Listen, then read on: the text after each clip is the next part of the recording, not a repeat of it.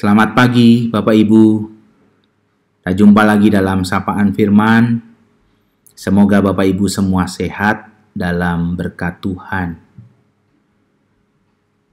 Ada sebuah cerita. Seorang paman bercakap-cakap dengan keponakannya. Paman itu meminta tolong kepada keponakannya untuk membelikan dia Coca-Cola. Paman itu berkata pada keponakannya, "Tolong belikan Om Coca-Cola. Satu untuk Om, satu untuk tantemu, satu untuk kakakmu, satu untuk kamu." Lalu Om itu berkata kepada keponakannya, "Berapa Coca-Cola yang harus kamu beli?" Keponakannya berkata, 3. Terkejutlah Om ini lalu diulang lagi. Perhatikan baik-baik. Beli Coca-Cola 1 untuk paman, untuk ommu ini. 1 untuk tantemu. 1 untuk kakakmu. 1 untuk kamu. Berapa Coca-Colanya yang harus dibeli? Keponakannya berkata, 3 Om, 3.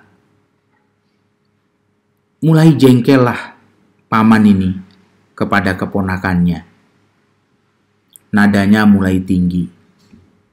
Dia kemudian berkata, lihat baik-baik. 1 untuk Om, 2 untuk tante, 3 untuk kakak, 1 lagi untuk kamu. Berapa Coca-Colanya? Anak itu mulai bingung dan takut. Tapi keponakan itu tetap berkata, 3 Om Coca-Colanya.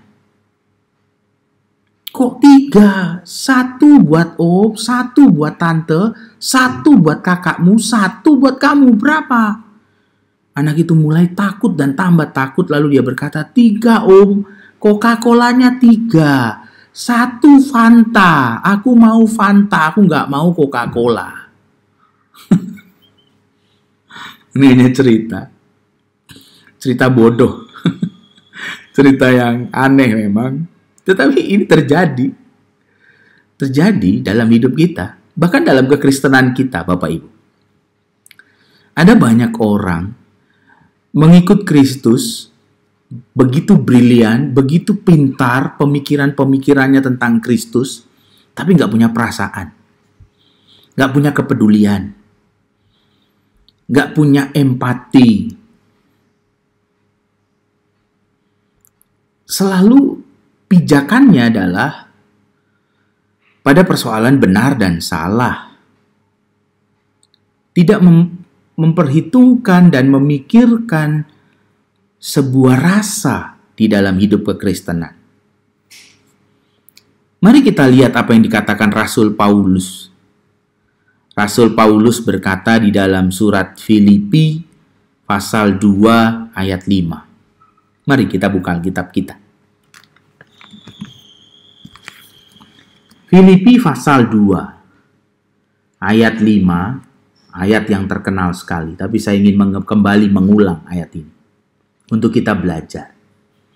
Dikatakan di ayat 5, Filipi 2 ayat 5. Hendaklah kamu dalam hidupmu bersama menaruh pikiran dan perasaan yang terdapat juga dalam Kristus Yesus.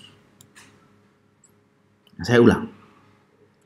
Hendaklah kamu dalam hidupmu bersama menaruh pikiran dan perasaan yang terdapat juga dalam Kristus Yesus. Rasul Paulus berkata bahwa kekristenan itu mesti menaruh pikiran dan perasaan yang sama dengan Kristus. Itu yang dikatakan firman Tuhan. Hendaklah kamu dalam hidupmu menaruh pikiran dan perasaan yang terdapat juga dalam Kristus Yesus. Bukan hanya pikiran.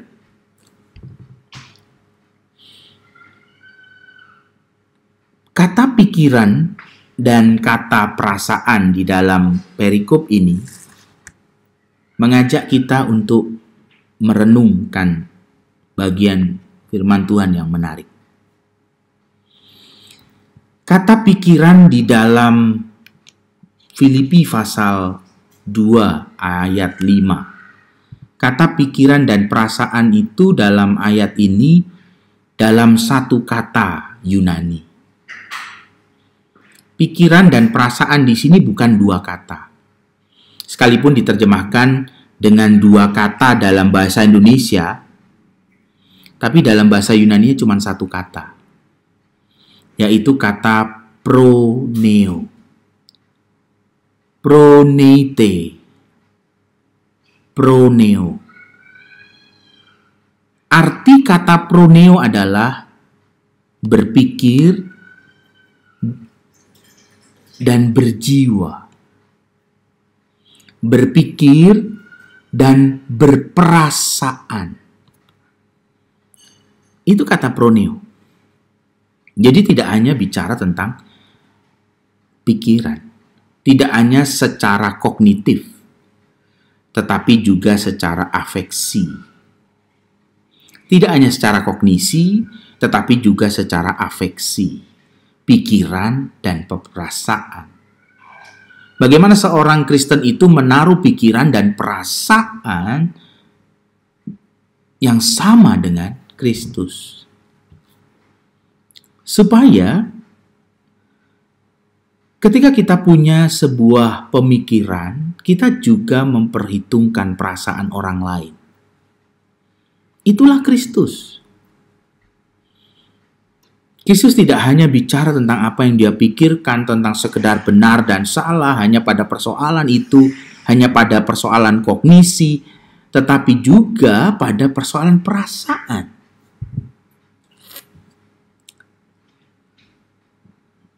Menjadi murid Kristus bukan hanya belajar mempunyai pikiran Yesus. Menjadi murid Yesus bukan hanya punya pikiran-pikiran dan teori-teori tentang Alkitab, melainkan juga perasaan Kristus. Pikiran dan perasaan itu kemudian menghadirkan buah-buah. Buah-buah dari pikiran dan perasaan Yesus Kristus itu apa? Dikatakan oleh Rasul Paulus, ia mengosongkan dirinya, mengambil rupa seorang hamba, ia menjadi sama dengan manusia, ia merendahkan dirinya, ia taat sampai mati. Padahal ia ada di dalam rupa Allah. Ia setara dengan Allah. Buah dari pikiran dan perasaan Kristus, buah dari pikiran dan perasaan itu adalah kesediaan Kristus untuk mengosongkan dirinya. Itulah kekristenan. Jadi kekristenan bukan sekedar persoalan tahu tentang isi Alkitab, tentang Yesus, sehingga Anda bisa berdebat. Tetapi kekristenan adalah sebuah hidup yang utuh. Bagaimana pikiran dan perasaan itu kita taruh di dalam Kristus dan serupa dengan Kristus di dalam buah-buahnya. Di dalam buahnya untuk mengosongkan diri, mengambil rupa seorang hamba di dalam hidup dan pelayanan kita. Apakah kita hari ini menjadi orang-orang yang berpikir, punya pikiran dan perasaan yang sama dengan Kristus? Kita bisa cek hidup kita. Kiranya Tuhan menolong kita untuk menjadi berkat. Dengan kita menjadi orang-orang yang menaruh pikiran dan perasaan di dalam Kristus Yesus. Amin.